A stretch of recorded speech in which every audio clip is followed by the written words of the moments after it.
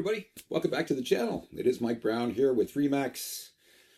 I think I'm still in Toronto, but quite frankly, after some of the international news that we've all witnessed in the last few days, I'm really not sure where I am, so we're somewhere in the universe. Can you imagine an alternate universe? To be honest with you, as far as real estate and the Southwestern Ontario region, there isn't a whole lot of news taking place for this episode. It is tariff week this week, I think. They're here. It's supposed to be coming. That's terrific. No, it's actually terrifying. And I think the threat of these tariffs and the unknowns as to what it'll be on and how much and when they're coming is almost as bad as the tariffs themselves. It troubles me very much.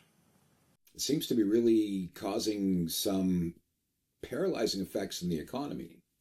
And I think if we take a look at February's ad libs numbers, which are average daily listing inventory versus sales, you're going to see there isn't a whole lot of change from January. All at a time where interest rates are lower.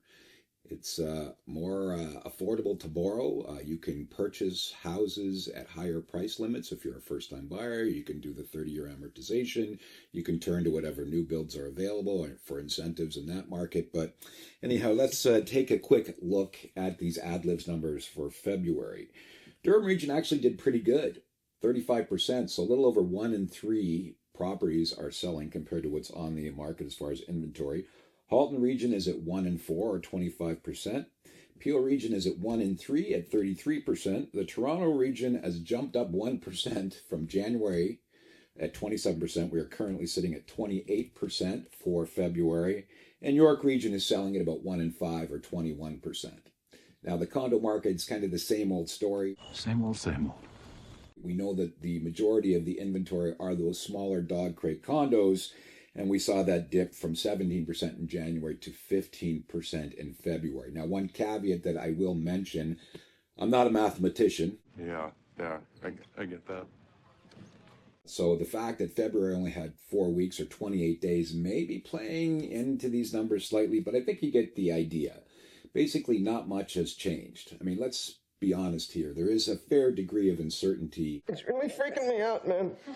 Not only in this country, as we're waiting to elect a new Liberal leader, and then shortly thereafter, a new prime minister, there's all sorts of uncertainty in many countries around the world. The conflicts that we're experiencing, the inconsistencies on how they're normally dealt with, I think it's causing a lot of people to kind of put a pause on a real estate purchase unless it's absolutely necessary.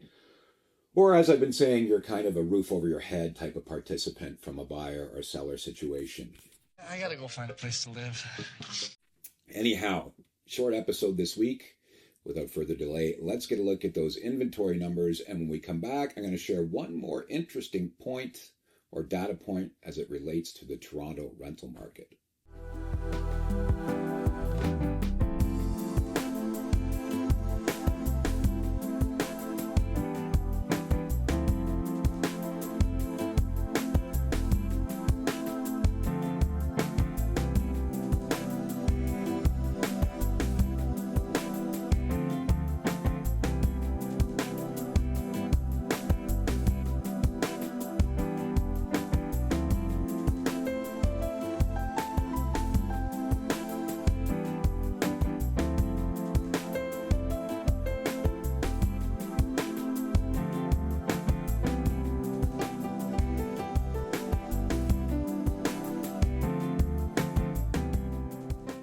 So hey everybody, here's what I found was interesting. I was looking at the rental data, not only the inventory, but specifically the percentage of available property that is currently listed for sale or listed for lease at $2,000 or less per month across the 416 area code for freehold and for condo, and a lot of those are the dog crate condos.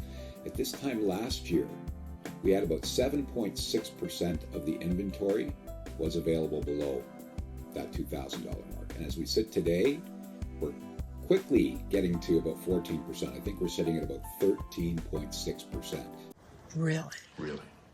So that's a pretty big swing, and it's showing me that there's going to be more downward pressure on that rental market. And as we've been saying over and over in this channel, there's going to be quite likely a lot more inventory coming to the market as we move past the March break and into the warmer months of 2025.